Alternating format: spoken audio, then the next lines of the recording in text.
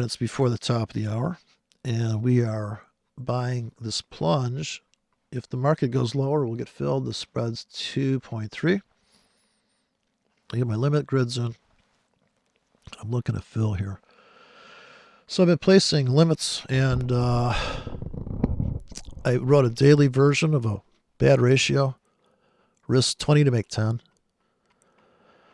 So I like to play around with that a little bit because for the money, and the ratio is bad, but I'm thinking high probability because my placement's going to be sell expertise. And it could be a sell limit or a buy limit. If we put this above market, it's going to be sell limits here.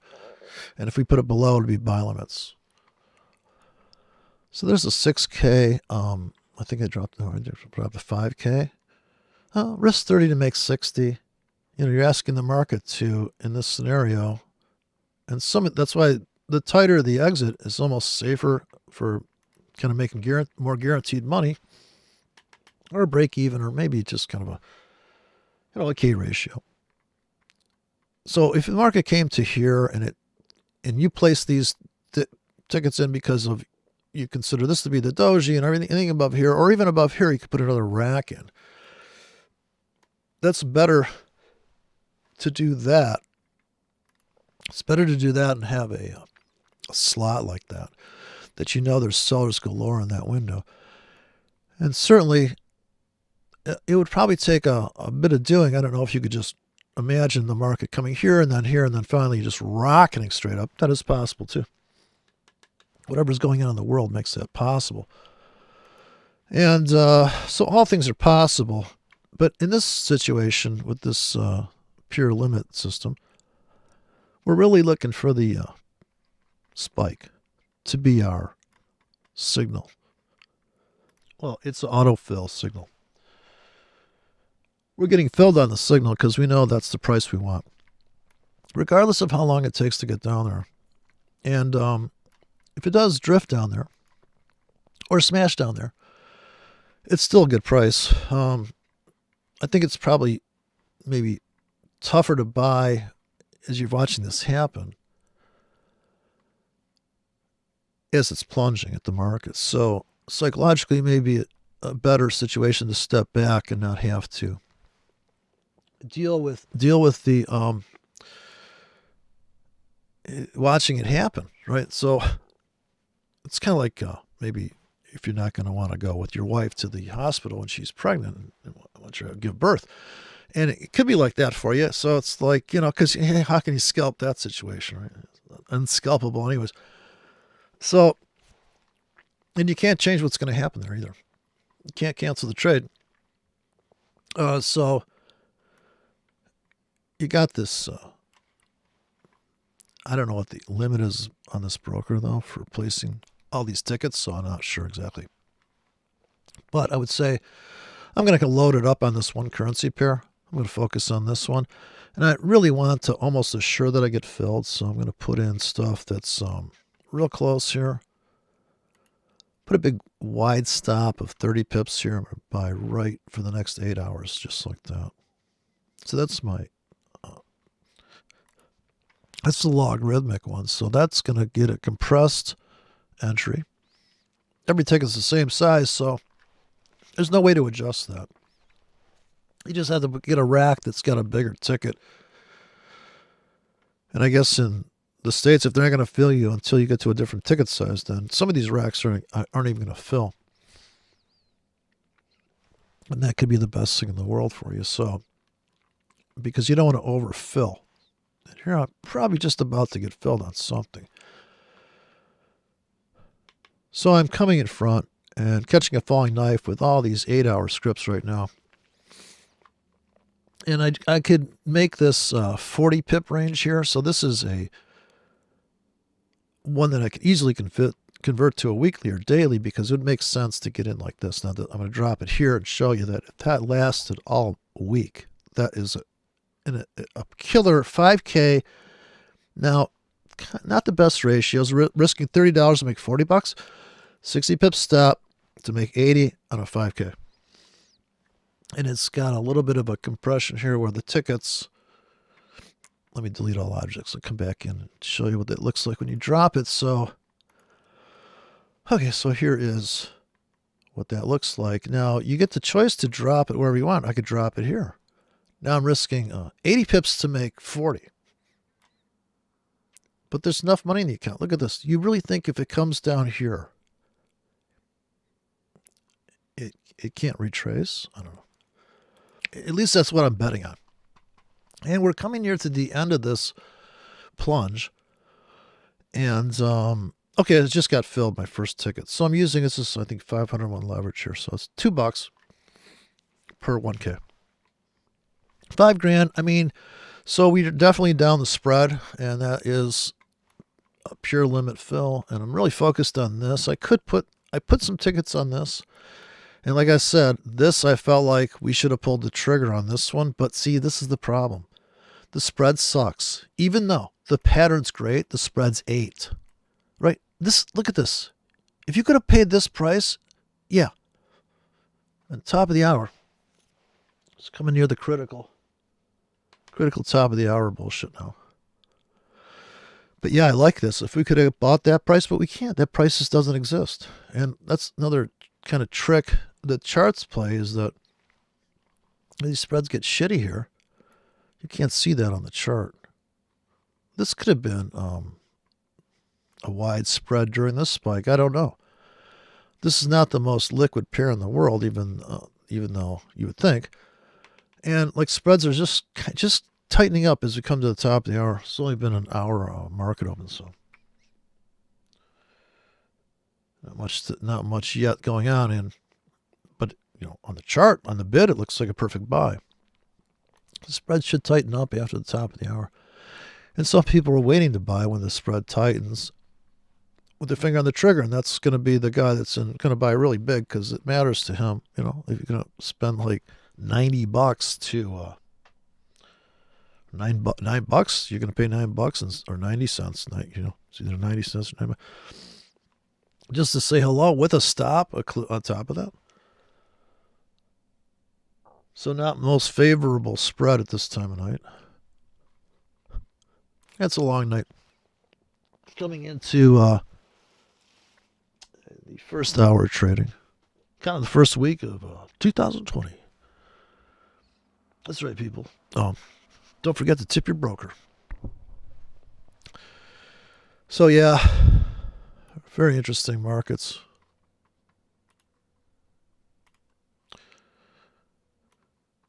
Yeah, very interesting. So, this whole thing with this, people are looking for perfect conditions to trade. I don't see a problem with this. This is a nice 1 hour channel here. I mean, there are people, I'm sure, that were just saying, this is a pull back to a previous structure. Let's buy. Pull back. Let's buy. Pull back. Let's buy. It looks like we're going to trip this thing. We should zip up here. It comes back. Then there's a battle here. But the guy that's buying on limits, this is probably a tight enough spread. You could have got filled on your limits here. So shallow limits. Spreads are tightening again near the top of the hour. So we come in with our... now, I'm not going to do that button press on here because it's not a very precision way to get in. So I'm trying to limit this to like conservative trading, this account. And known risk. 8 hour windows of risk, so I'm pretty loaded on the wagon on this one. So we're down another 1 penny. Pretty dead markets. But what do you expect, right? Coming into the new year, and boy, that euro certainly took it on the chin. Somebody's going to come in and rescue this poor currency pair. We're still dripping down here. The final stages before the first hour close. Kind of gapped down on the open there. Kind of fell out of bed. Fell out of bed and did a dead cat bounce. Kind of gapped down right under the floor there. It's going to trip. So this is the 5-minute world. Here's a sell, a bottom becoming a top in the 5 minutes. I don't know if people are into this trade. Of course, you kind of have to hit the trigger. Spread's just tightened up finally. So the buy stop bots would be coming in right now, trailing a buy stop. So that's I suppose the bear bots have their protection here, protecting their winnings. We assume. And when are they going to be done? When are they going to start get cleaned out? And this is the bid-only floor. So we knew the spread was pretty bad here when we fell out of bed. And now we're looking for a retracement to here. Sellers should come in there. And can they take it down to here? So if I got my buy limits down here, I'm barely in. So I don't think we have to trade the market. If we don't think there's going to be any more sell-off here, and this is like the bottom, then we could just go trade another currency pair with the same idea, same concept of buying at the outskirts of town here, the very lowest low. So we kind of try to buy like a deep discount on everything.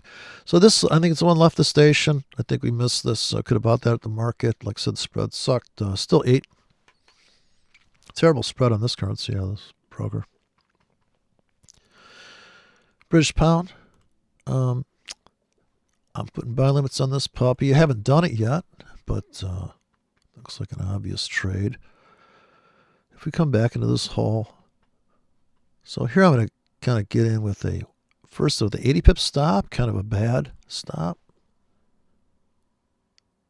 But I want a piece of something here, even if I don't take my total profit, even if I don't go for what is spelled out as the target, I'm accepting the risk is all I'm saying, is that these tickets based on, okay, risk 40 to make 80, so it's a 3K. Start that in that same pocket.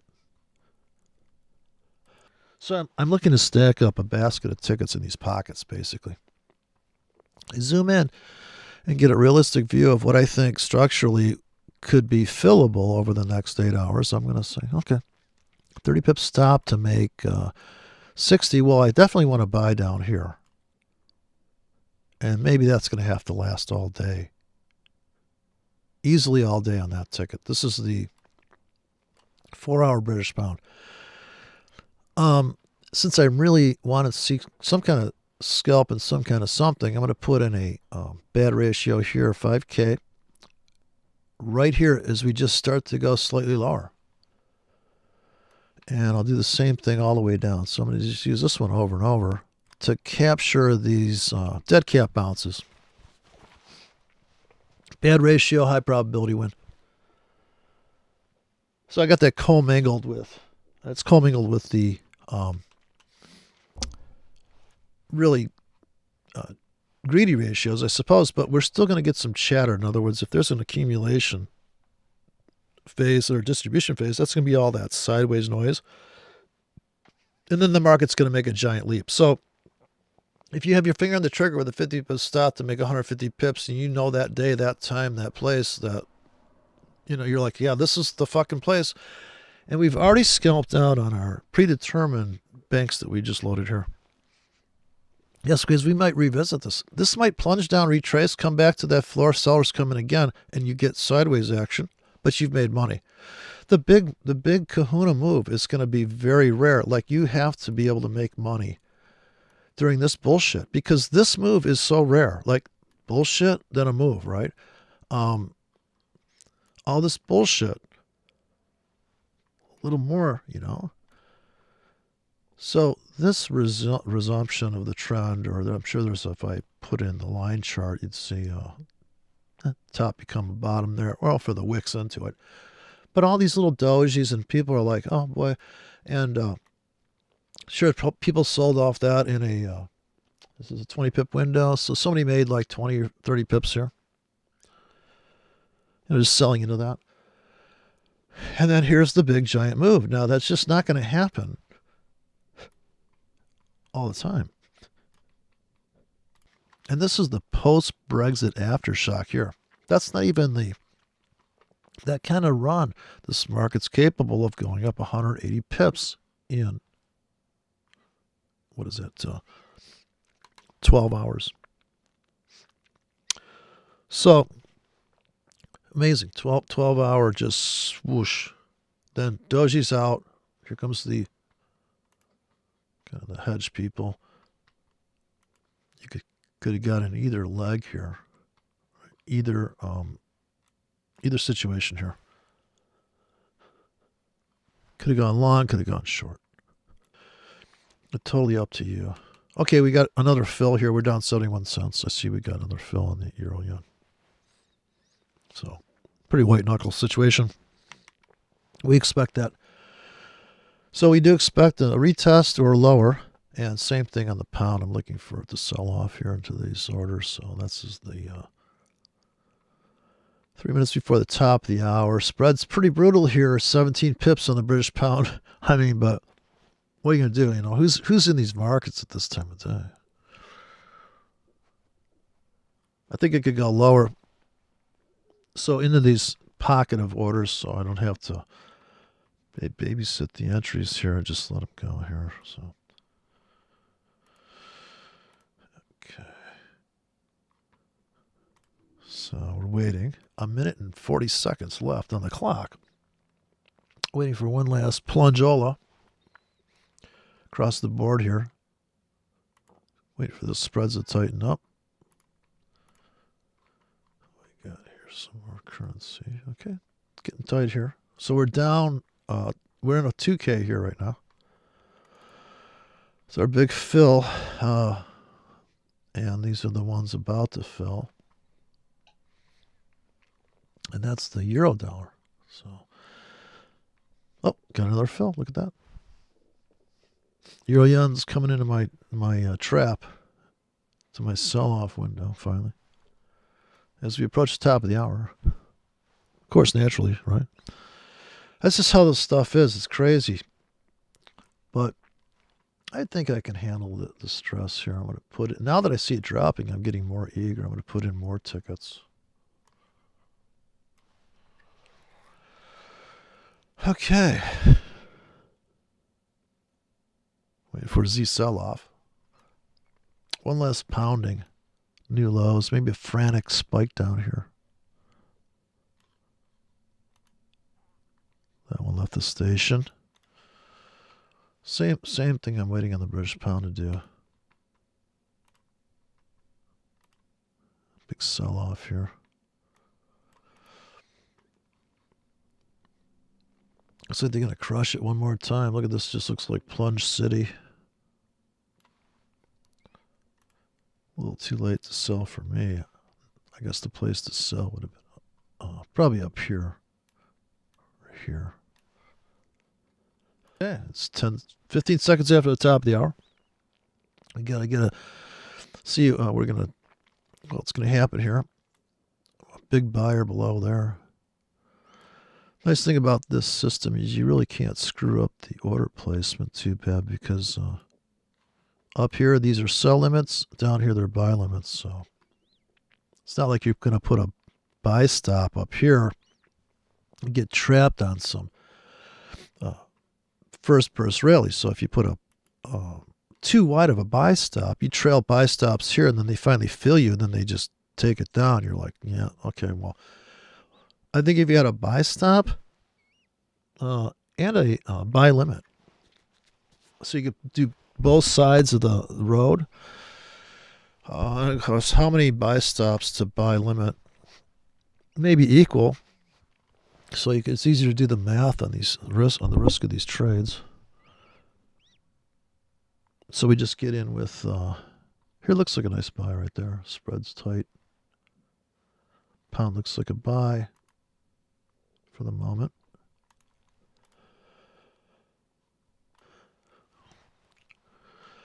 Still kind of waiting for the 5-minute charts to update here.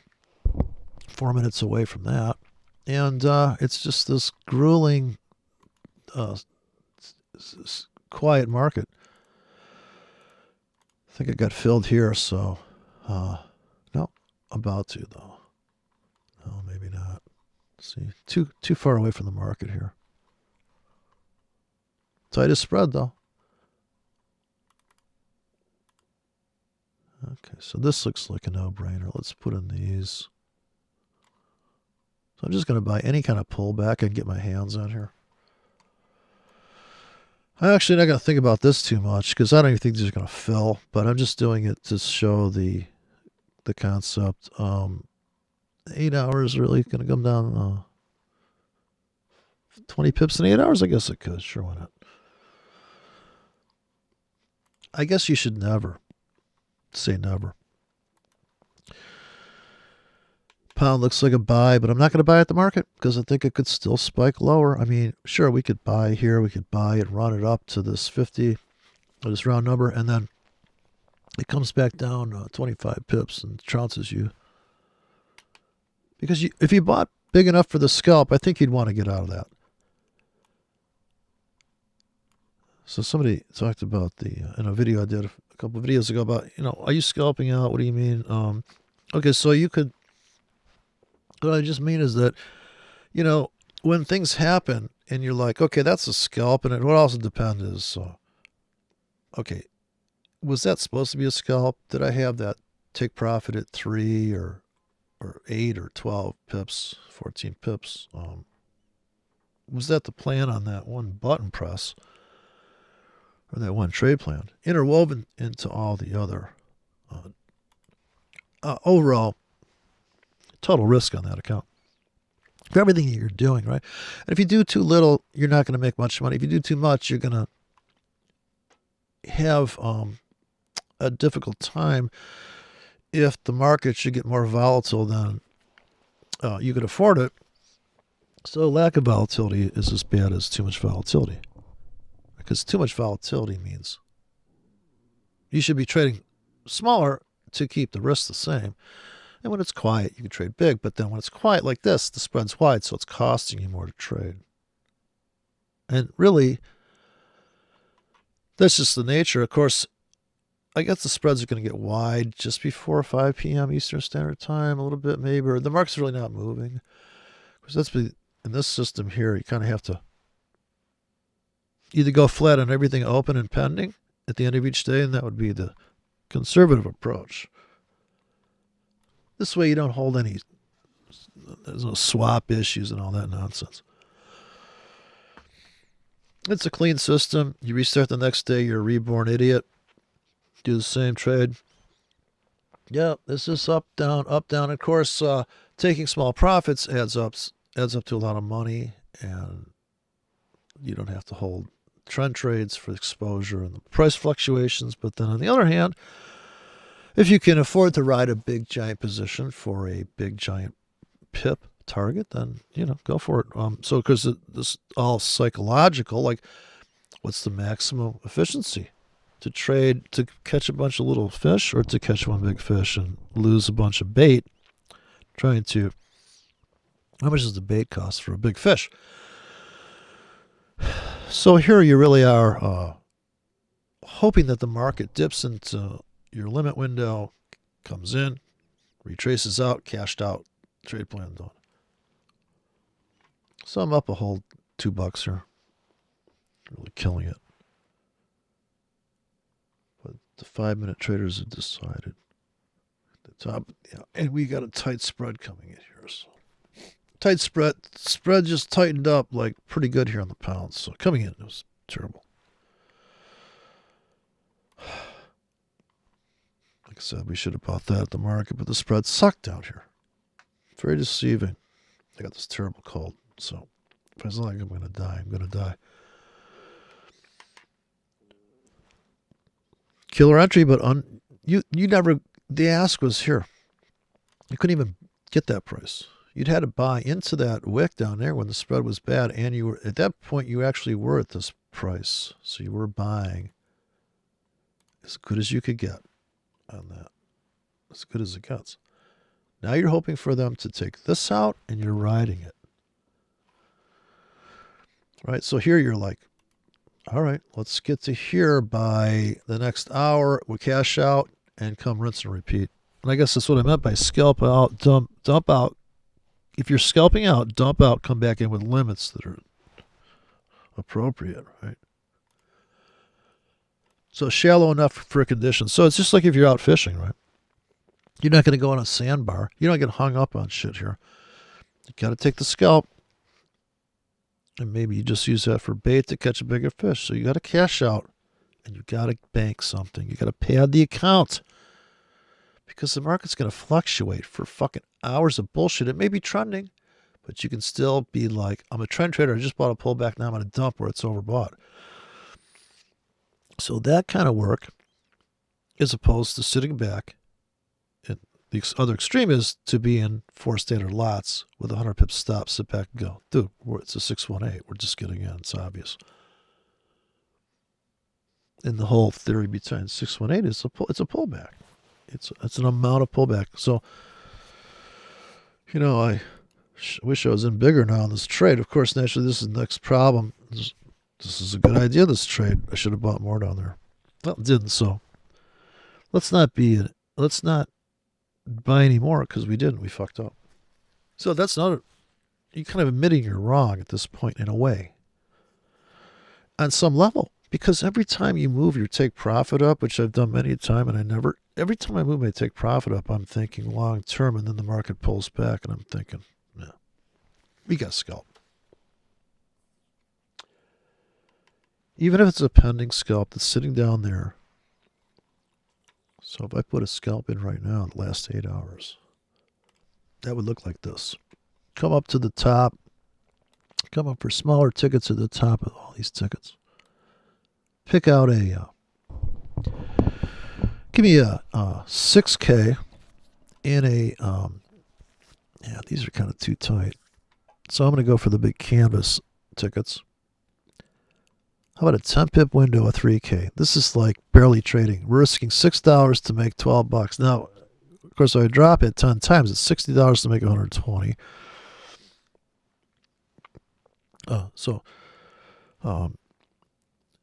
$60 to make 120, on and on.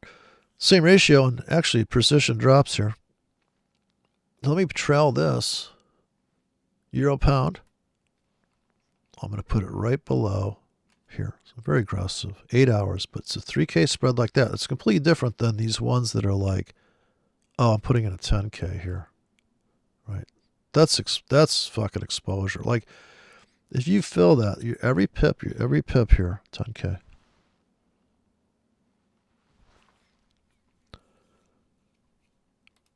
Very aggressive here, same thing. I think if you put, and of course, if on the top side here, I'm going to throw this in. I don't like this trade. I'm not good at selling, but it would look like this. If you're going to sell that, obvious, right? Now that's a 20 pip stop on a 10K. $20 to make $20. 8 hours? I don't think we're going up there in 8 hours. If this is the 1 hour chart, I think in 8 hours, you might be up here. So I'd put my sell limits in here. Or I'd start my first sell limit here. So let me do that. I'm up for that. I'll put sell limits above this wick right here. Drag that over. Okay. 20 pips stop. So in 8 hours, we could definitely be up here, right?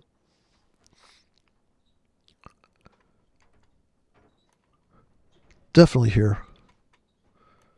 So ideally, this would be a 4 hour script here on this bottom one, right? Maybe this is the last 4 hours because I could see this coming up here in 4 hours. I can picture that happening. So, at least here by 2, 4 hours, 8 hours. But tomorrow, we could be taking out the high from Friday. So, these, if you start selling above here, these would last all day, maybe tomorrow. But then the scenario is going to be, I think if you put sell limits in here, and of course the stops could be 20 to 10 to 40 to 100. But if you do sell there, you got to know that this is your exit. This is your early exit to buy back your short because you're expecting it to come back into the last known top and This would be your big take profit level, right? Because this is the big pivot. So everybody knows that. Hopefully everybody's aware of this situation. This is the big monster pivot. And anybody that buys this so-called double bottom here is like, okay, we got to take these stops out, crush to here, and maybe by tomorrow you're to here. And if that's true, I go flat, come back with the buy limits, because if you don't think they're going to take that back in some regard. So that's the trick. We're looking for these kind of precise session moves, because we're saying by tomorrow. So maybe by the end of the week you're up here. So, but I wouldn't put the weeklies in because, well, see, that's the thing. If there's some big news thing coming out, maybe you don't feel comfortable selling that. Like you wouldn't feel comfortable maybe. And it's just easier for me to buy. So I can think about buy limits down here all day long and lasting quite a bit of time, actually, the rest of the week. Because this is going to be the exit for anybody that's in this channel and they're selling this walk down. Their next target's here, so you want to get out where they're getting out on their target. The reversal entry, and maybe we're about to break this trend line, but there'll be plenty of choices to come in, even if you're not long. Little more work on this thing where you come in, drag this order, and drop it here. But it makes you think more about the trade. Then you can have a button where you just press it and it just comes in with a predetermined spacing, just a pip amount. And this is going to be the target zone, I'm sure, for anybody that, like I said, they think this channel is going to keep going down. And for the people that sold saying, well, this is a bottom becoming a top, let's get on the sell train. Don't forget there's people that are short right now, and they're like, we're just waiting for our target down here. You know there's got to be one guy out there. Forget this, like they're running the market to trick people. Like they took it down here to trick you. But guess what? You might have thought that was a trap to go this way. No, it's a real sell. Like this came back, kind of overshot that floor. But no, it still had more down to go. But that's okay, because if you have a trade plan for this sideways shit, for these micro moves, and you're going to build a long or a short position here, and they're all scalp orientated, and the spread's not against you too bad, but we know the spread sucks here because this is Asia. Here's a nice clean breakout. All the way at the top of this thing, people are probably already selling up into that, right? Sellers galore up there. I couldn't believe they were seeing that pricing. It's like when Bitcoin bounced to like 10 grand again. People were like, holy shit. Now it's trapped under this floor of like 7 grand or some bullshit. But everything has this moment. Gold finally made the run for the border. So the whole dollar crushed at the end of the year. So I think the dollar got crushed there. But in the Forex market, it doesn't matter because the euro and the dollar can go up. That's the problem with these cross rates, you know, and people are trying to get the dollar index in there, and the no-nonsense guy doesn't like the way the dollar index is constructed. It's so silly. Well, it's no more silly than the S&P 500. All these things, the Dow, they changed the lineup in the Dow. You ever thought you'd see like a digital, like it's Dow Jones Industrials? You mean computers are industrial thing, or computer codes industrial? Apparently. Apple and these things that are in Google. Google's an industry. So in the old days, industry had like pollution and people were dying and PCBs and stuff. And soil and green days, and so people were very upset about that. Listen to this song with this young lady, and she didn't know what the lyrics were pertaining to. I said, you don't understand, man. The world was coming to an end like 30 years ago. Like, this is just old hat. I shouldn't even be here. Can't believe I'm making these videos on trading. I shouldn't be here. But yeah, no, I just do it for the almighty dollar, I think. No, I'm fascinated by the insane fluctuations in price here, and just kind of kooky, simple, retarded behavior in the market. People want to treat it like an inkblot test, and they want to, oh, I think I see something in there. Do you see a Gartley pattern? I sure do. Yeah, if you stare at anything long enough, you see all sorts of patterns. It's crazy. I still think the Gartley is a sexual pattern. It's a bikini top. Let's face it. It's a Picasso version of a bikini top where it's kind of distorted and skewed. So we're getting that big rally here. I'm up $5. I got filled on something. I'm curious. I see my margin usage went up like crazy. So I am tempted to, like I said, I'm going to treat this like it's real money, this account. But we're about to take profits on our first scalp here. This is the bad ratio. This is the risk 20 to make 10, I think. So we're within 10 pips of getting filled, I think, if we see the color flashing. And I'm in the pound. Wow, did it really get that much euro going? I guess I wasn't paying attention. We must have spiked down and filled a bunch of tickets here because I don't even remember doing this. But I got very aggressive on that. I wasn't paying attention. All of a sudden we're filled on all these. And just €1 to the pound. Okay. Missed that. Let's see what happened. I don't know how that happened. What do you know? We must have just dipped down there for a millisecond. I didn't even see it. Hey, we're up $4 though. So we picked up a chunk there. That's not too bad. It's about 11K. So about 13K there. That's fine. Like I said, you got all week to trade this fucking account. So I wouldn't worry too much about only making 20. People are like, dude, this is peanuts. I'm like, okay, dude, jump in with a fucking standard lot. I want to see you trade that. I want to see you trade that. Like, so I just can't trade like that. People are like at the store buying fucking, dude, you're buying a whole cow. You can eat that much? Well, I put it in my freezer. I'm a prepper. Okay, do it. I'm not buying that much fucking food, dude. I may not live till tomorrow with this cold I got. I may not make it till Tuesday. I need to kind of stress my life. So step away from that meat cleaver. Up $7. Kind of want to get out so I have a winning record. Close all opening pennings, go to sleep.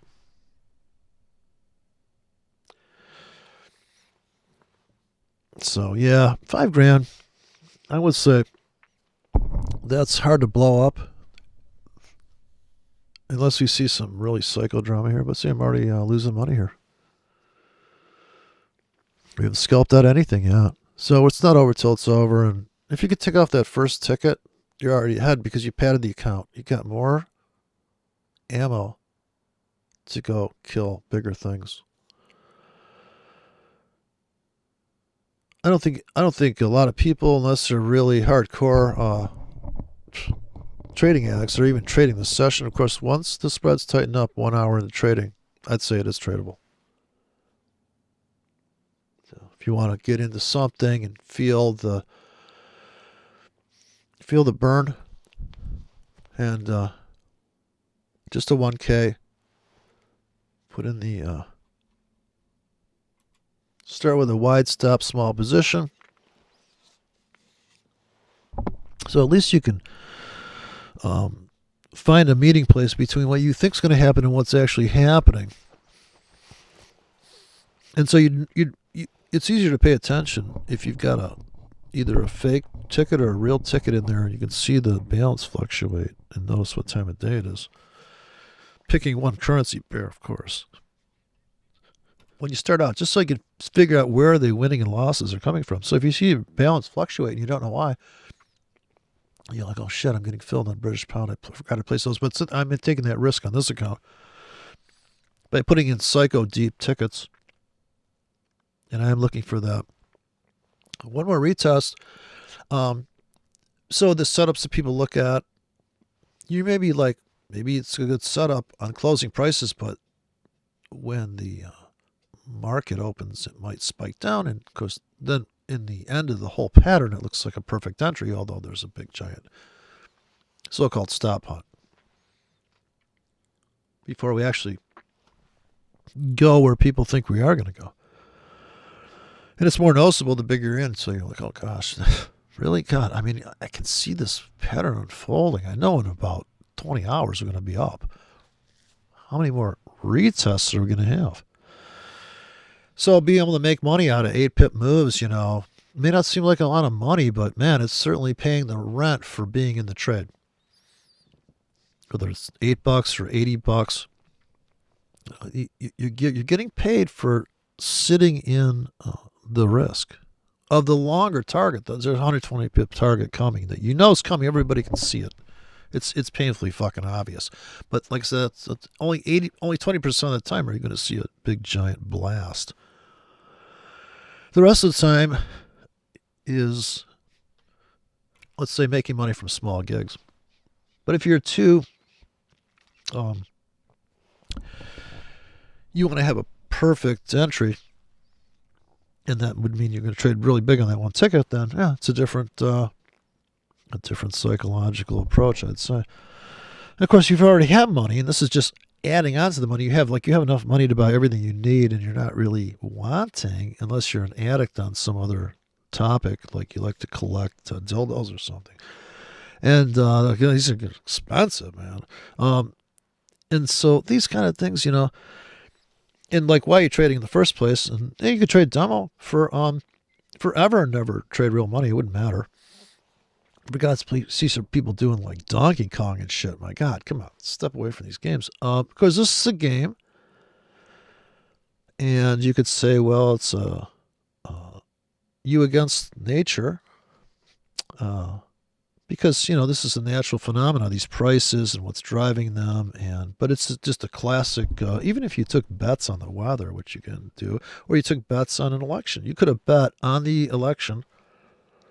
What's the outcome? I'm sure that if you're a gambler and if you're trading, you're probably slightly a gambler. I would think you're taking some kind of risk. Then what's the difference between going to the racetrack? And so I heard this interview with this guy talking about, I don't know if it was racetrack or something, but he said, oh no, these people, these professional racetrack traders, they know so much shit. It's blow your mind. So they're really up on what could possibly happen. And they make a living doing that shit now. They're hanging out the track like you're watching a 5-minute chart and babysitting it all day. But you can check in every 4 hours if you have a 4-hour trade plan. I'm looking for breakouts on the 4-hour. It's just going to trade like a goober system. Make a few bucks. Now, when the market really makes money is when it goes down here on these fresh lows and people are like, holy shit, this thing's coming back. That is the bottom. Now, this aha moment might happen for you. You might see it happening for the mob. And it still may go down again. So you could get a monster rally into the floor and then a complete retest blow out the bottom. But if you're always making money along the way, you're always taking those 5, 10, 20 pips off the table, and you want to ride the big giant move, but you still got another 8 hours till this market opens. You still got to the end of the week, say. Now, if you determine if you're a swing trader, you're going to accumulate for the next 2 days. You're going to accumulate into Wednesday. What you think is going to be the lowest time of the week is the first couple days. Maybe Wednesday it spikes down and makes a whole new low, but you've already scalped the dead cat bounces. And Wednesday we could make a fresh low. People get in and ride that all the way to Friday, and then just never look back on the weeklies. Now, if you're wicking into the weekly, this is the 4-hour euro yen, then you're looking at this on the weekly. If I go to the weekly, you're like, holy shit, is that a buy or what? It's a whole different view. You can make the argument that we are in a weekly channel, or this is a pullback in a weekly bullish market. And it's only bullish because we've been making higher highs, as people would say. And this is a pullback, and this is a very vicious pullback, and a lot of it's due to the lack of liquidity during the holiday there. But certainly you were no fool to sell up on this window here. At that time, I was getting out on the other trades too. Any euro trade, once they filled that pocket, you can see it across the boards of euro. But the heavy hitters sold above here, and they sold above that. And they are up on this trade, but they've got to be thinking. And I'm certainly a buyer for all week long down here if we ever get to this. But the momentum's dying out. So the momentum is this rate of change per week, per day, per hour. So in the weekly pullback, that is like 1 week down hard.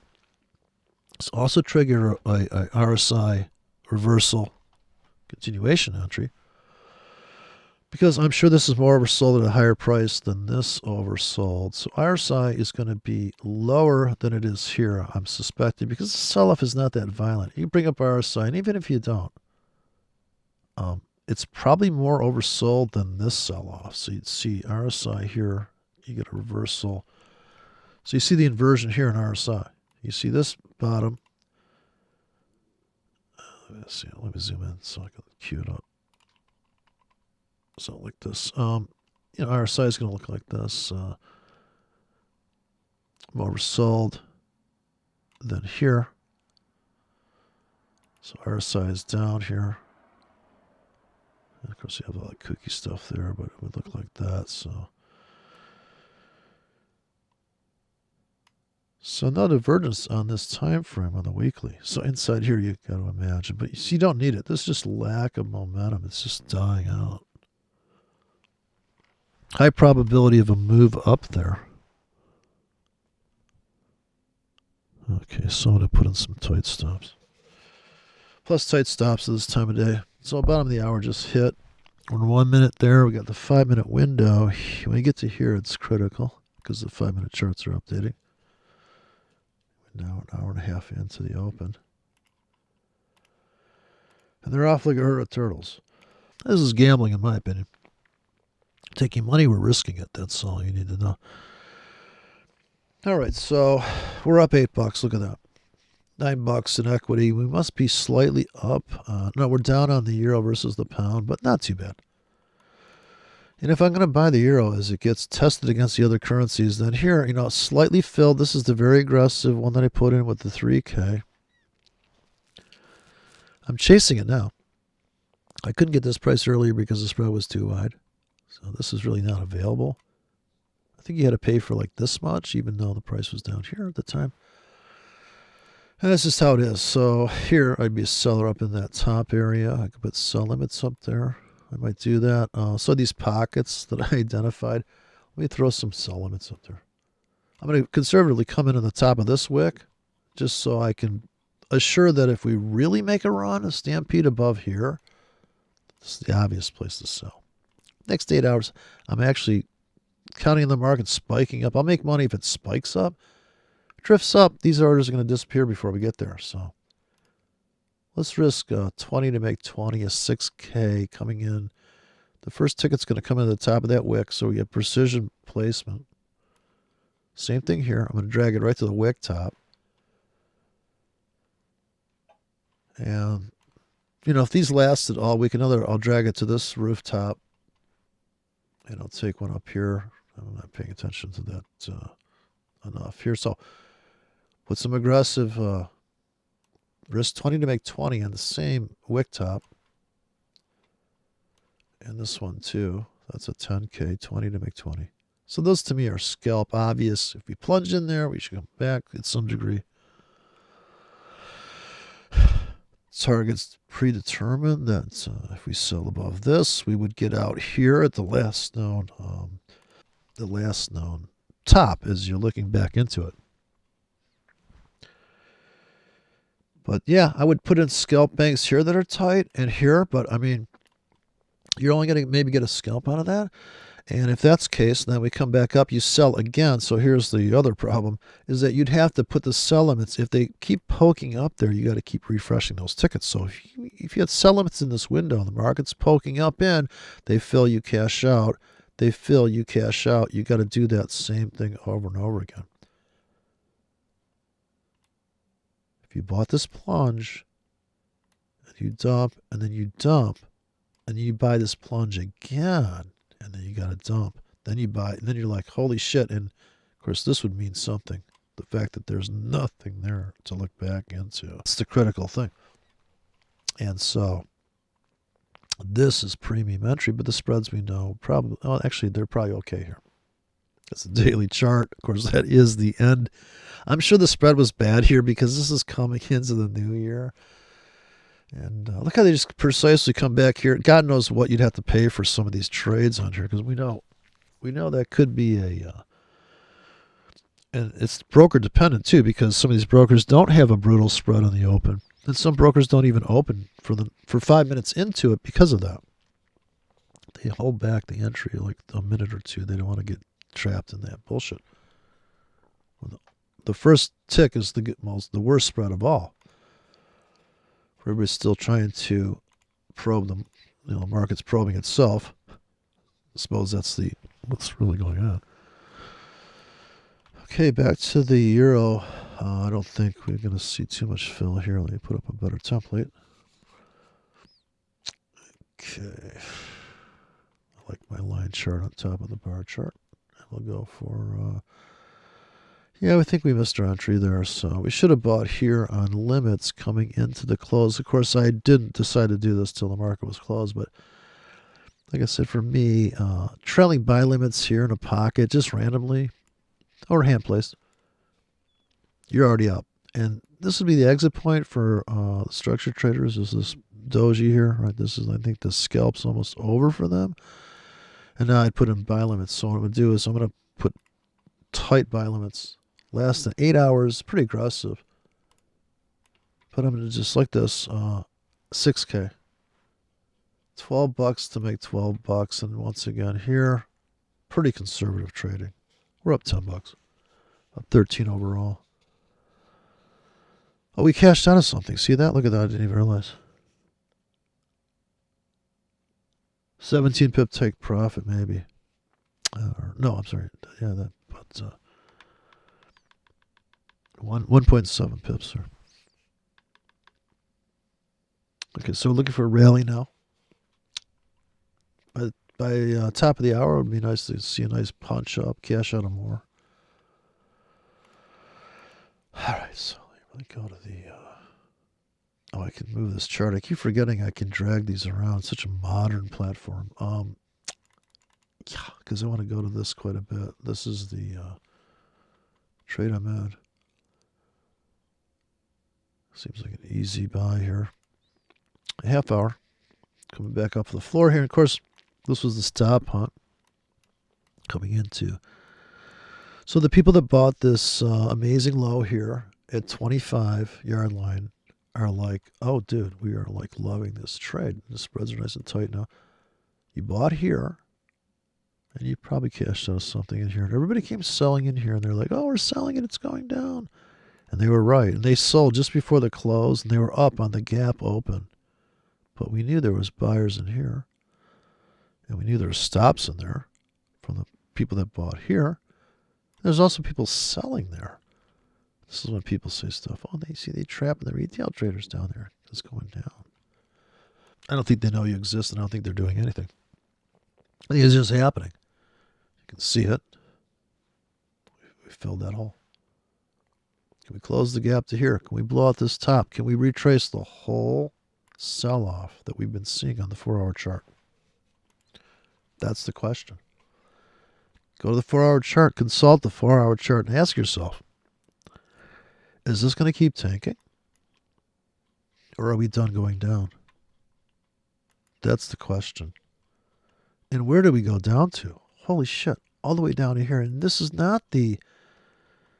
If you take this wick out, it's not the end of the world. This is the end of the world. This is where you'd buy even more, right? You're going to buy more down there.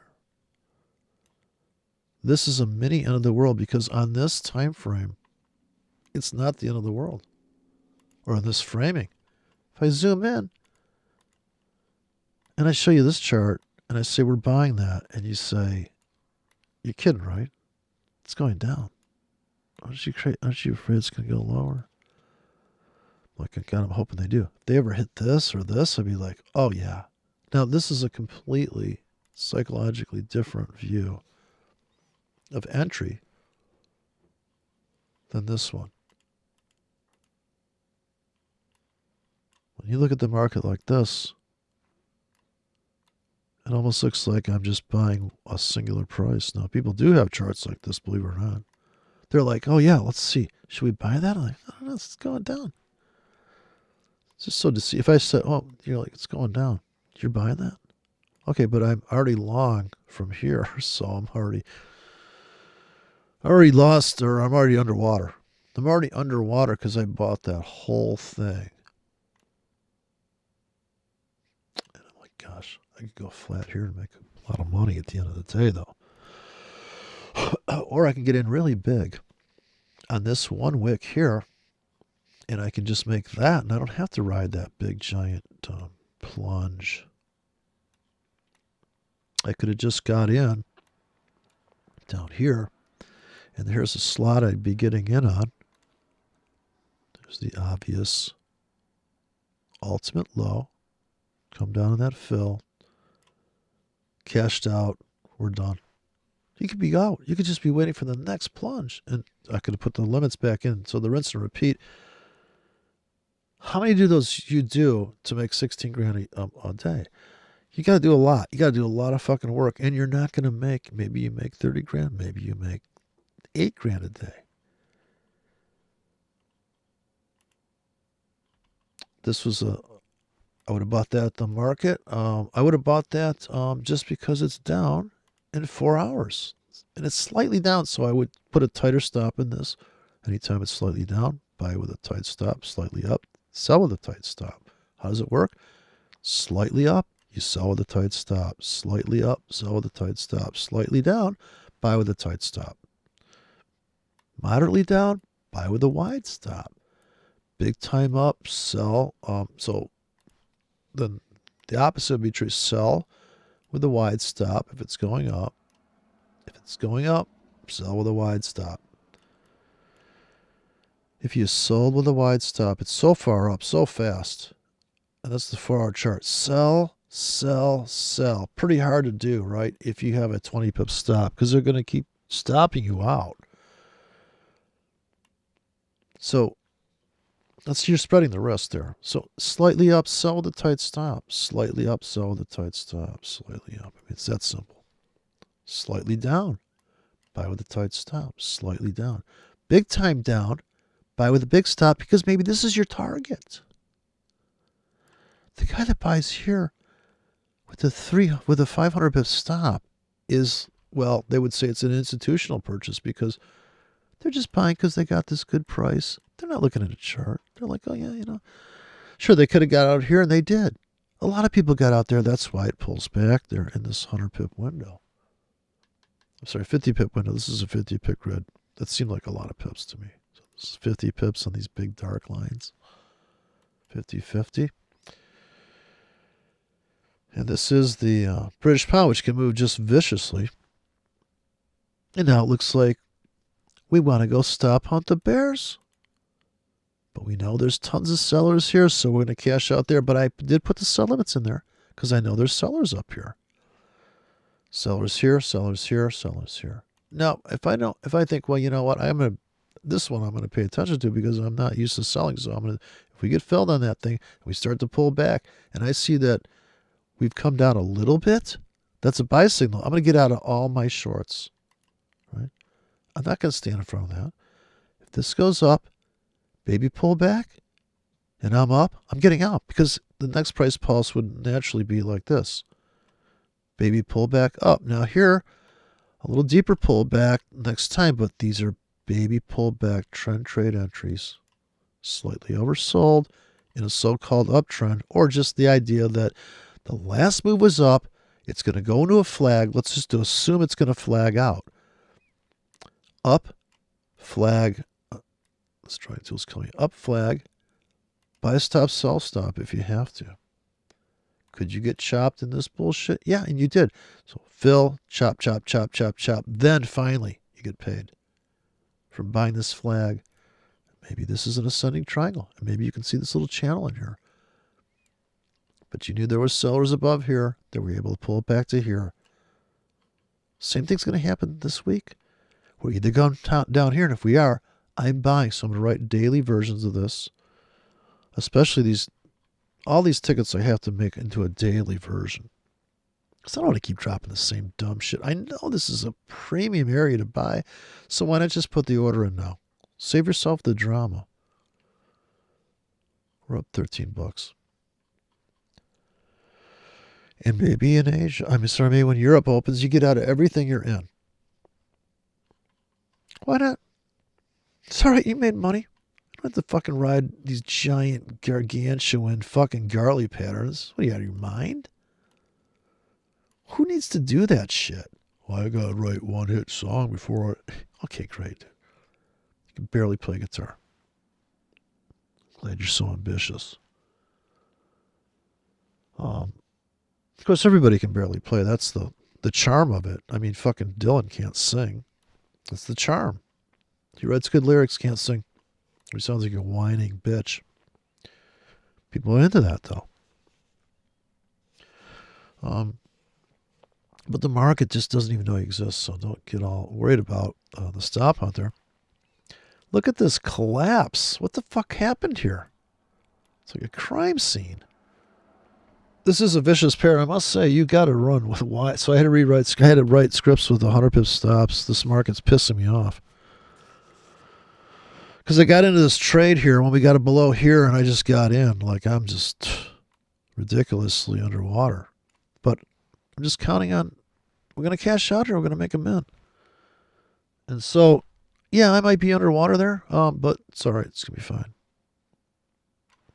Down in this, my real money is down this one here. Like I just started here. But it's still a good trade.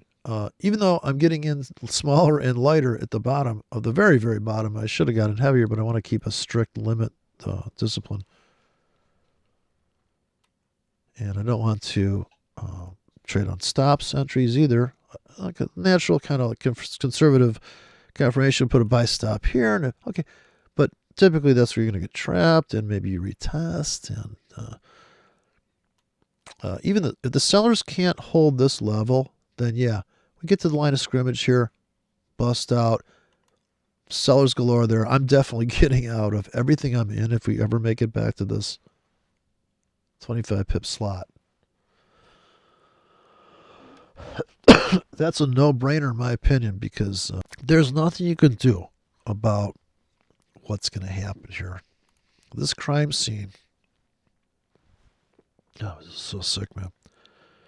It got warm and it got cold, and I guess I've been sleeping under bridges here and trading with homeless people. I feel like a homeless person. Drinking my coffee right now, just trying to, like, let me try to put coins in my cup. Look at the tablet. I trade at the market on the tablet easier because, and I could combine that with this, but like I said, I want to be a purist on this one. Because we don't want to have to. If you're used to trading at the market, it's a lot more work because you go like, oh, look at the 5-minute chart. Oh, look at this. Yeah. Oh, I can sense, you get a feel that, oh, this baby's going up. And if I was going to do it, if this was not,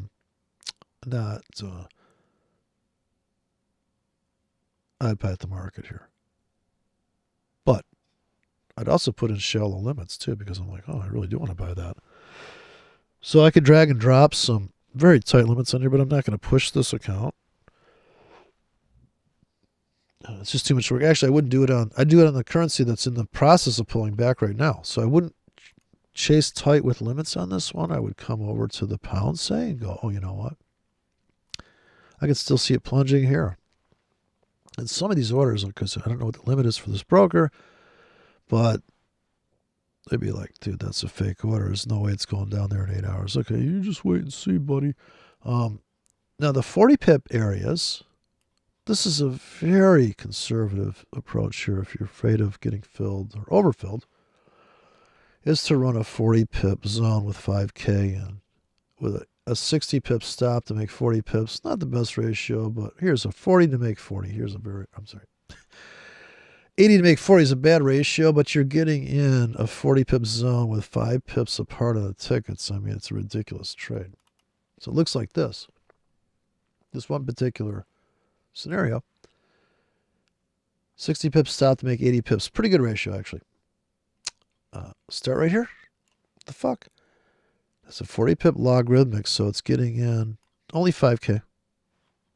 But I like that trade so much. I got different versions. I have a bad ratio version, but I'm going to actually interweave it with the other ones. And just keep, if you're in this 40 pip world, you know this is going to cost you like $40 here. Yeah. If this, and luckily these only last 8 hours. But imagine those last all week. Sure, all week, those could last all week. That's always going to be, in my opinion, an okay trade from a swing standpoint. Now, not at scalps because my targets aren't set like that. And I could have, so I can, what I would do is if these lasted all week also, I come up here to like this is a risk 20 to make 20 in a 12 pip window, but maybe I want the 40 pip version of that. If that's true, having a 20 pip stop and a 40 pip entry means you're going to lose half of that rack if they come down in there. And if that's the case, then why don't you drag? So once you start to think about this or overthink about it, you're like, well, I'm layering them up. You want to get diversification. I kind of like the idea that each one I drop has a so-called master stop, a virtual master stop, because it's maybe your 5 pips from losing the whole rack.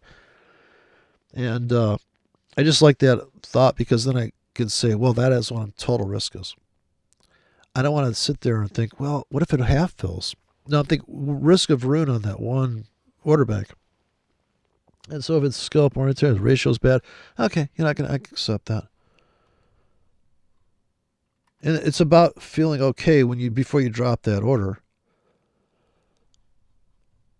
But since you've accepted all your risk up front, this is the creed of Mark Douglas is if you accept the risk up front, there is no stress in the trade. It's a carefree trade. You've done the best you can do. You put the order in. You don't know if it's going to work out, even if it's a market order stop entry. You don't know if this thing's going to work out. You don't know if the news is going to shock. You don't know if Trump's going to tweet. You don't know. You don't know. It's okay not to know, but not in any other job. Nobody runs a nuclear reactor and says, I don't know. Let's see what happens. If it starts to overheat, maybe we'll pull a fucking rod or no, push a rod in. And all the concerned people put around trading, like, what's so risky? It's like having a nuclear reactor in your house, kind of like that. Really? Like I could glow in the dark if you're lucky. So all the scared shit, like, oh, you gotta be so careful. I'll be back tested then. What if I didn't? I mean, I assure you, there are people trading from the gut that are making money. I think it's going up. Look at them. Buy, honey, let's buy. I think it's going up. People are killing it. They would know Fibonacci if it was rammed up their ass sideways with a Robinacci to boot. They wouldn't even know. They'd be like, oh, I'm making money. So we're losing on this other trade, it looks like, because I'm making money on my euro to the yen. So I got a problem in the... Picked up another few tickets here. Picked up more of that euro to the pound, so that looks like it's selling off into my trap. And this is where it becomes kind of disappointing because you can't really keep track of your good trades here. But I did expect this because look where I'm buying. I'm buying at the top. I'm buying right near the top there. We expect some kind of pullback here. If the pound starts to heat up and go up, then I kind of just... So I was trading the euro versus the pound like last month. I thought, well, let me try this. Okay, I'm looking at the euro, I'm looking at the pound, I'm looking at the euro, the pound. I'm like trying to get a gauge to what should be going on in the other picture. I'm guessing when I go to the pound, I'm going to see a certain price behavior, and it's pretty close, Now, the amount of pips it moves, there's no way to really do the math for me and say, well, that's the euro is losing against the pound, therefore the pound should be doing X. Because I don't know, it wouldn't matter. Actually, they're coming into my buy limits, looks like, on the pound, so this would be perfect if they come back down. Here's where I put some aggressive tickets in. So this is not a good idea what I'm doing here because I can't see the deep picture. So if they last a long time, but see, it looks beautiful here, right? Like when London opens or whatever that London open, if the market spikes down into that, perfect. And I think right around these tickets last 8 hours, so right around London Open, these things will be disappearing. And that's another thing. If you're going to time it that tight or be that kind of orchestrated about it and put in stuff that you know, oh, that's a 12-hour script. It's up in that pocket, right when U.S. is opening. So if I put a 12-hour script in right now, it would come in. It would still exist when U.S. markets open. And when U.S. markets open, if we're pounding down into this price, oh, I guarantee you I want to buy that. I don't care what Stochastic says. Those are the kind of commitments that you're making here, and you can live it out. So I guess the only kind of what you're looking at is for the market to come to you, but not come through you and crush you. So it's come to you, but not run you over. And that is the difficult part. So it's almost like you got to strum the strings, but don't want to break them.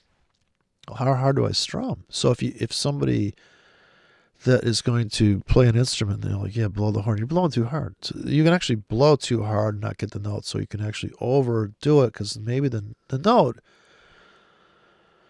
is it's not hard to trigger the note. And so if you force something, then in this thing it would be oversizing the trade, and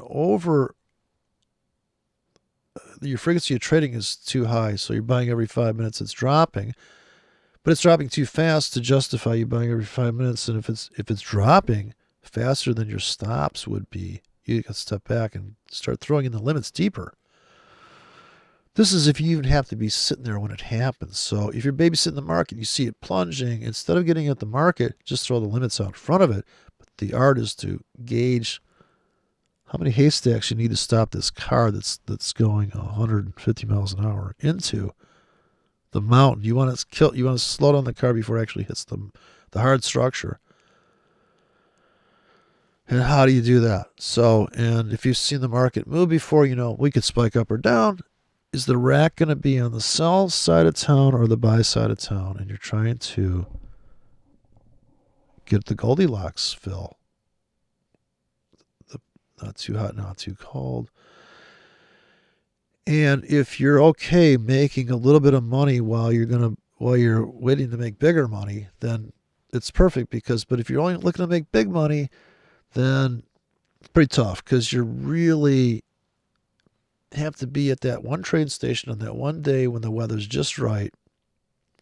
And if you're in this, and I can't help saying it, but this no nonsense stuff where you're like, well, there's news coming out. No, it's not going to matter. That price is good all fucking year long. It doesn't matter what the news is. If you can see by the areas that we fill and the reversal area is independent of the news. The news may push into that, but we know there's people that are going to reverse it there. We know that that's a giant vacuum trap on the top. Okay, so I'm just going to say this is the trick. This double bottom here,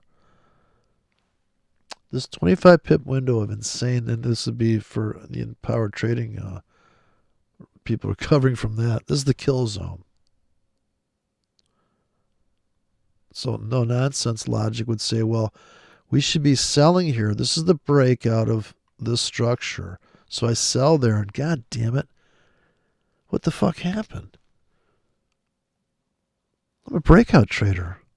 So put a sell stop here. Well, maybe you should have put a sell stop here. You got to run your stops tighter. Here you're in the retest. You're coming back to old prices. This is old shit.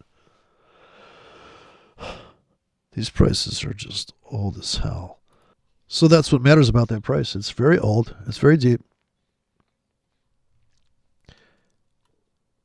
But buying with the 50 pips stop or the 70 pips, 60 pips stop, you could have survived that plunge. But buying here, buying more down here, below this level, enables you to cash out to where the scalpers are getting out.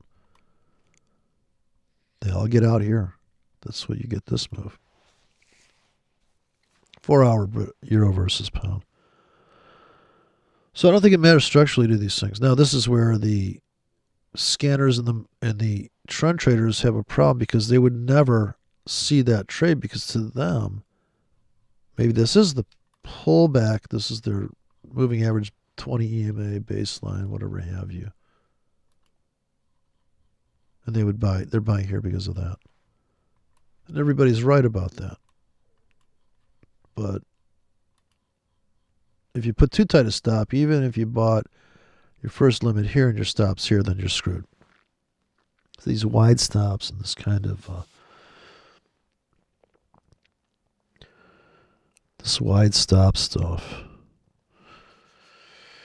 you need them on some tickets, not across the board. So we just hit 7 o'clock. It looks like you get a burst up here, so I'm up $20, and I'm looking for it to cash out of this thing already. I'm over it. Now I could go flat here into the night, but let's see where the completion of this euro versus the yen goes. I want to see this thing take out this wick top that goes back like to Friday's. Friday's last known swing high on a Williams kind of fractal. Although Williams would not, this wouldn't show up because we need another lower high down here to get that to show up. But well, that's why I say that's kind of, we're just looking for these tops. Top in time, top in price. Didn't trap anybody here that had a buy stop. We want to see this high get taken out, and we know there's sellers here, so I'm scalping out. My take profits are already there. See, I don't even have any greedy exits there. I'll be out of this trade. All the tickets I just dropped, if I let this go through the, if it goes through an up move and they trip this window, I'll be cashing out to here. So I'll actually be flat up into where I suspect there are sellers. And that's not, I didn't do that because when I dropped the scripts, I didn't say, well, I know this is the exit, so I want to get out here. No, I'm just trying to make X amount of pips. It just so happens to be that, yeah, for most people, if you can make 50 pips, this is a 50 pip move, 50 pips, 50 pips. Not a great bounce there. Here's like, say you're buying this new low here. Okay, you made 25 pips. Here you're really not. Now maybe you're building a short position, you're selling every baby rally. So if you're building a short position here and you sell every baby rally on the 4 hour euro versus yen, and when it takes this out, you got to figure it is triggering stops. And if it picks up speed into this abyss here, then you just let that go, and maybe you do cash out here because you're just trying to make 100 pips, not trying to make 1,000,000 pips. If that was your, also you, I mean, this is fast money. This is good 8 hours down. And baby up move, you could have sold. A lot of work though. But you've padded the account. You banked all this shit here. Maybe you sell lighter here. I'm not convinced that it's going to keep tanking. It turns out it's tanking, and you're even making money on that. I just don't think you could have this rigid approach, because if you're going to do this dumb shit like risk 2% account per trade, good setup, I got this better setup there, I got a good scanner. How's that working? I mean, maybe it is working in some alternate universe, but if you're driving the car, this is like having the passenger drive the car. Yeah, you're getting there, but you've almost killed a few people. I don't know. It's a personal thing, I guess, trading. But I have taken accounts in demo mode with market orders and the whole thing, and taken them from 10 grand to 80 grand, and then blown them up. And why do I blow them up? Because it's so much work trading that I just step away from it. I don't give a fuck. I made that target. If that was real money, you think I wouldn't get out of fucking half of that? Leave 40 grand in there? What are you, retarded? Like, who's not getting the fuck out? Like, so people are like, I can't believe you went from 10 grand to 80 grand. You blew up the account. Like, what the fuck? Dude, it's fake money. I'm just showing that this is with the and there was all 1Ks. Who's doing that? I did Trader's Way. Blew up a big Trader's Way account because it was so slow and their server always disconnects all day long. Blink, blink, blink, blink. That bell fucking shit. It should just say, I'm Trader's Way. We're reconnecting. We're retards. And killing me with the reconnect. So, and I just thought, well, no, let's see what happens. Let it go. I don't care. No trailing stops. No money management. None. Only building the account. So that's like, isn't that what people want to build an account? Well, how can I make money? I made money. Was I going to sit there and manage it like real money and put a fucking, no, we just got to go flat. We don't have to trade for the rest of the year. You don't have to trade for the next 3 months. I mean, I don't know what your lifestyle is. You need fucking 40 grand every week. So maybe you got some hostage situation or ransom note. I'm not spending 40 grand a week. What are you buying, a jet plane? I'm not that guy, so I may buy I don't know, get like a high-end espresso machine. I don't know what the fuck people are buying. I don't get it. I really don't see, like, okay, you bought yourself a fucking Porsche. Now what? You don't even have anybody to ride around in with. I remember having a car that was high-end, and I thought, God, I got to ride around with somebody. Like, am I the only one enjoying this piece of shit high-end car? Maybe that's what you're doing. You know, hey, let's go out. Come on, everybody. Let's jump in my Porsche and get killed. Wow, watch me drive drunk. Hey, kids, watch me drive drunk. Hey, Daddy's going to drive drunk again. Yeah, it's going to be fun this time. Get your airbags in. But yeah, I don't know. I mean, I suppose people, I came to trading because I thought someday I'm not going to be able to physically do my physical job, and I like doing physical jobs because it's a tactile thing. You feel like you're accomplishing something in the physical world, where trading is really a mental game, a little clicking, a little typing. But I thought, geez, if I could get good at trading, then I could just if I get arthritis or something, I can just trade. And if I can't click it, I can tell somebody how to trade it. Here, do this, click that. Okay, so it is 5 minutes after the top of the hour. The 5-minute traders are in. The 1 hour traders in. The spreads are tightening up. 1.4 now. We're up $21, and we're waiting for a rally into Europe, and they'll probably dump out into Europe if I'm up. Go back to sleep, especially if we hit my target. If we hit my target, we're just automatically out of this thing, and I might delete those cells up there. I'm always nervous about selling up in that. Like somebody psychologically is tough for that trade. So the only workaround for me is to put sell stops in, and I don't like stop entry, but I can see the fill on the bid here. Also sell. The only good thing about selling, in my opinion, is I can see in a visual back test looking at the chart, I would have got filled here if I would sell them in, or a sell stop. If I put a sell stop here, we break out, break down. It doesn't mean that the ask isn't wide and it's going to hit my stop.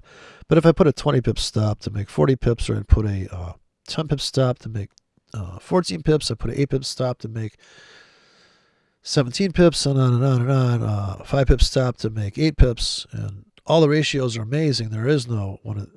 And actually, on the sell stop entry, I would not give it any fucking room for a bullshit entry. I'm counting on a velocity smash through the downside that we scalp out and we are out. But if I wait another hour and a half, if I don't sell that sell off, I'm just putting in these limits to catch a falling knife for a dead cat bounce, or better, a swing trade that I build a position under the floor. So it doesn't matter to me. It's just I'm not making money on the down move. Although I need a down move to fill my limits. So I'm happy to watch the sellers sell. I'm just not usually doing that. I would look for a currency to buy. So That's why I picked the euro to the yen, because it was the biggest sell-off. I always look for the biggest loser, and I'm going to get into that for the swing and the scalp. And I see the dramas there, and I just have a trade plan built around typically that situation. But it doesn't mean you can't put on hedges and all that shit. I talk about it on all the trades available, but I'm not taking every fucking trade. Besides, at some point, you're going to overtrade it. And yeah, I think if the hedge trade, it's kind of like, I guess, playing a safety. If you're playing pool and okay, you know what? There's no shot. I'm just going to hit bullshit shot. I'm just going to move a couple balls and free up some shit, or I'm just going to, because you can't really control the break. So when you rack a 9-ball game and you hit that thing, there's no fucking chance that you can guess where these balls. Maybe you can do a trick shot setup where you rack them so they all go in a pocket, but you set that up yourself. The market doesn't let you intervene, so you can't manipulate it. That's why people feel, oh, they're manipulating the market. You're mercy of the market. Yeah, no shit. You are literally ball walking through the market, especially if you have a giant position. So if you lose a nut, you won't be surprised. It should be no surprise to anybody. And it's like, okay, so if you lost $100 or $1,000, if you lost it logically, it's different than if you lost it randomly. So it is true. You can't just throw orders out there. You'd have to say, no, I think this is going to happen. That scenario did not happen. Okay, what's next? And, this searching for the Holy Grail with indicators, and it's so funny because this no-nonsense guy did a video recently where he said, well, this year's, I look forward to trying to discover 2,000 more indicators. I thought, dude, you're like a guy that's got 80 women you've dated. Maybe you're just gay. You can't seem to get a relationship going with one fucking indicator. Now, this is Andrew Cardwell's the complete opposite. One indicator, one guy making fucking money, calling the market and saying, we're going higher. We're going higher. We're in an uptrend. This is a trend entry. There's a stupid entry.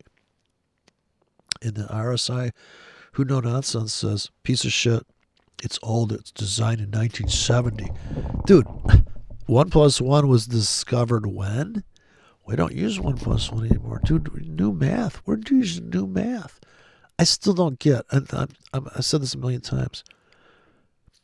Is no nonsense a sociopath, evil life destroyer? But on the other hand, he's not, because he says stuff like, no, you got to pick up some real euros, and you got to pick up some real dinars, and you got to pick up some real yen, and you put it in your safe there with your guns and your peanut butter and your beans, and don't forget some gold, stacking gold. Now, gold at 15.50 at the end of the year, dude, I'm cashing out. I have some real gold I'm cashing out. I don't need that shit in my life. Sit there and watch it pull back. Maybe it goes to 1,600. I don't know, maybe it goes to fucking 40 million. It doesn't matter because it's not going to make me happy. So I'm trying to, and that's why the MT4 is the savior for me, because it's a way to approach the market in a kind of a business, a tiered business approach. So you have this, these are the market orders, these are the stops, these are the limits, these are. So if you know the store, it's like, okay, is that a special order or is that in stock? Okay, if it's in stock, it's in market order. It's in stock, I'm ready to pull the trigger. If I got to order it, holy fuck, I got to wait. So that's the limit order. Or the limit order is you call up the supplier and you go, dude, when you get about, here's 10 grand, as soon as the price drops, I want to be the first guy in. I know I'm going to need that shit later on. And as soon as it becomes available, I want it.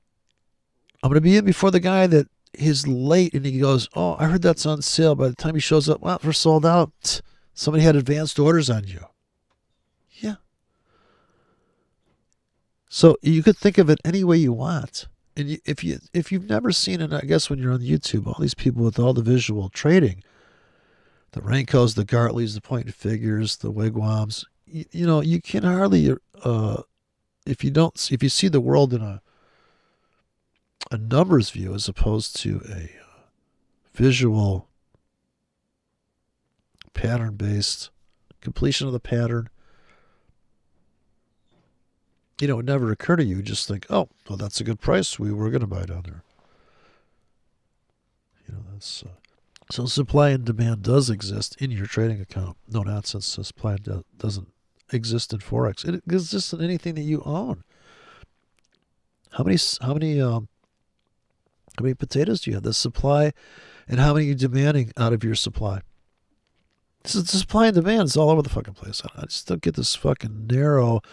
But this is the construction, and he's a guy that last year he didn't make any money trading forex because the markets weren't volatile enough. And he brings up this EVS fucking indicator. Goes, look, the threshold hasn't been met.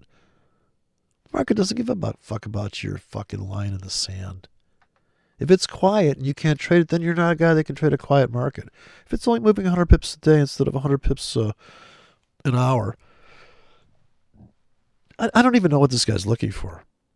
He's got so many bullshit filters. Well, it has to be high volume. ATR is going to be... Why? Why does it have to be that? So that I don't get either. Look at these arbitrary fucking filters. And then... Well, because we backtested that, and that's what fit. I don't get it. I just don't. Like I said, I'm sure that his heart's in the right place. Hey, traders out there, go get it. But then, you gotta look at how it's kind of like showing somebody how to do their own root canal. Oh, here's how you do it.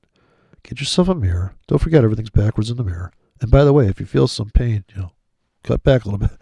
But it's bizarre, but I do think it was a prop house type of trying to get recruits for the prop house, because maybe the prop houses aren't doing so good. I don't know how the prop houses are doing good in the first place, because it sounds like a one flew over the cuckoo's nest situation where you sign up for going to an insane asylum. Yeah, I'm going to do something. I don't have to work anymore. I'm just going to hang out in this insane asylum. And like, fuck, I can't get out of this thing. It's like The Firm, right? The Tom Cruise and The Firm. Yeah, you signed up, but you can't get out. It's getting a little tough getting out. And I don't know. Maybe that's a dream for people, managing other people's giant bank accounts. You would trade differently. Like if this is somebody else's money here, I wouldn't put it to the risk that I put my own personal money, because I don't have anybody to say, oh, dude, I can't believe you're in this fucking trade. I know. But so I don't want to have to explain it to a client. So it'd be completely different.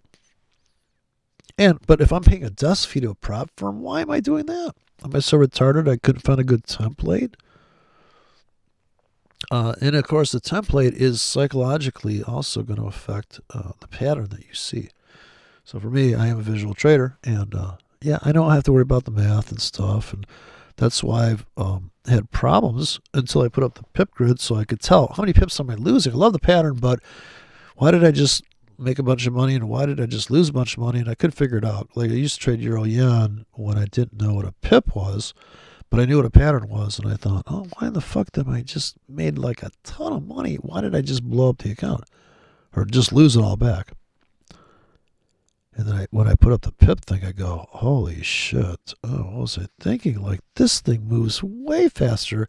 Because I just thought, well, the only difference between these currency pairs is like, oh, maybe it's different entry price, or maybe it's different prices, but I couldn't correlate it to a fixed risk of 20 pips. And that's when, and I did trade without stops originally, so I didn't have a clue. I mean, I was so used to trading stocks where I didn't think, stock's not going to go to zero. And no leverage in stocks. So I thought, well, this is going to be just like that. And I'm going to buy low. And the fact that it's a 24-hour market is kind of bizarre, because it really gives you one day is actually like 1 week, because there's a whole thing that happens in that day. And so you could literally go flat at the end of the day. And maybe you're not going to get filled on all your tickets, but if you're running 20 pairs or 18 pairs like this guy's supposedly doing, you got your limits placed in. You got those racks in for the juicy price.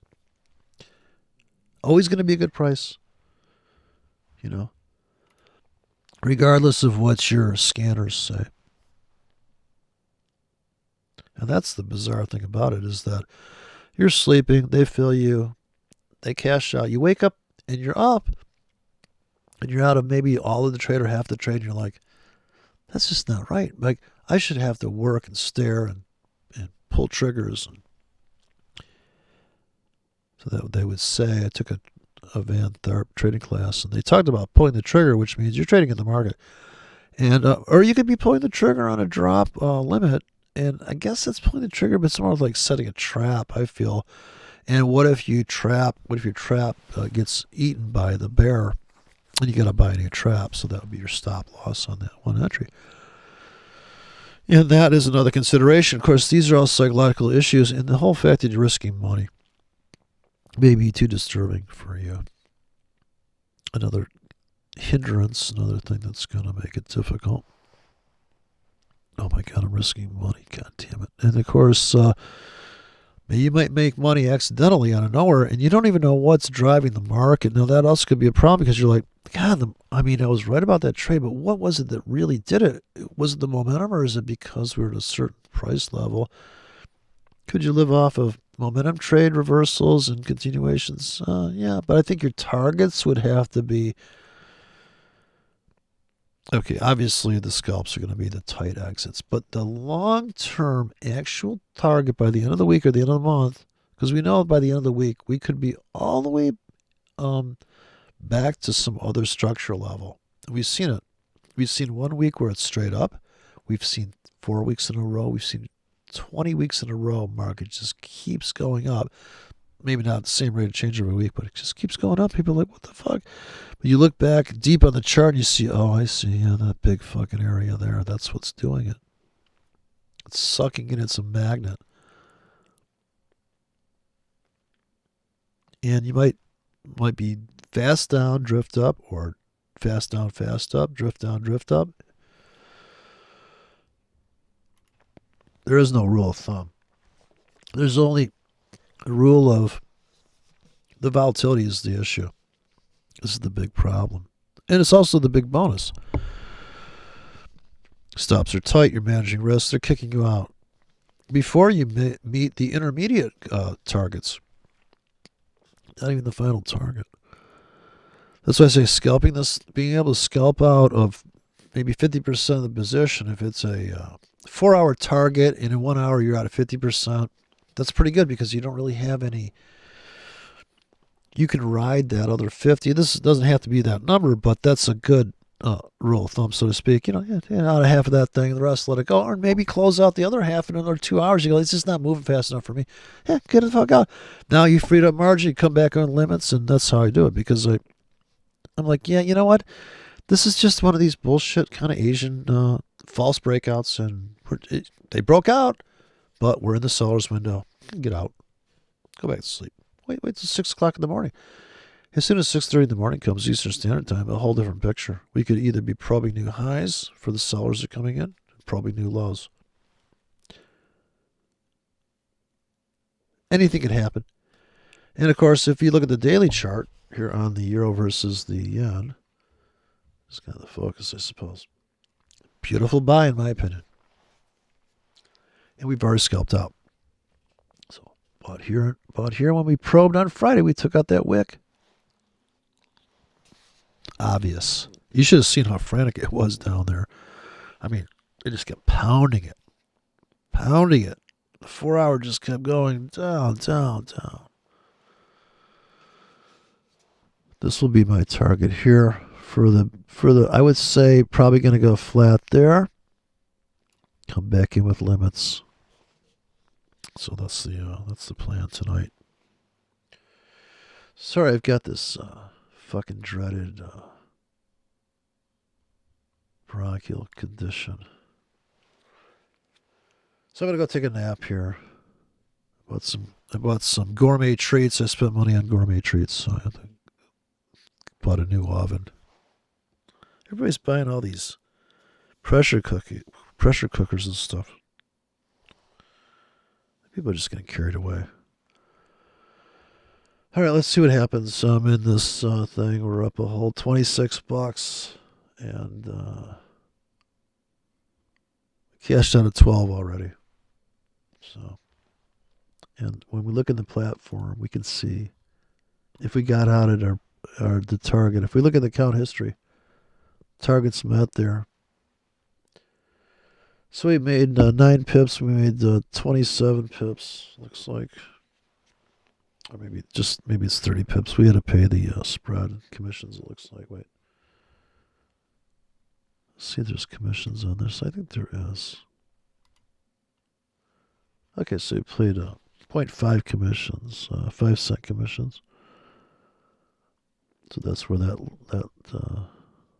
not perfect target's coming from. 30 pip target, so we only made 27 pips because we had to pay for the commissions and stuff. That's how it goes. It's real life, people. Come on. Cost of withdrawal fees, everything on this. There's a cost for everything on this bullshit. It's ridiculous. But it's just like a car. You buy a car, it doesn't come with free gas. All right, that's it.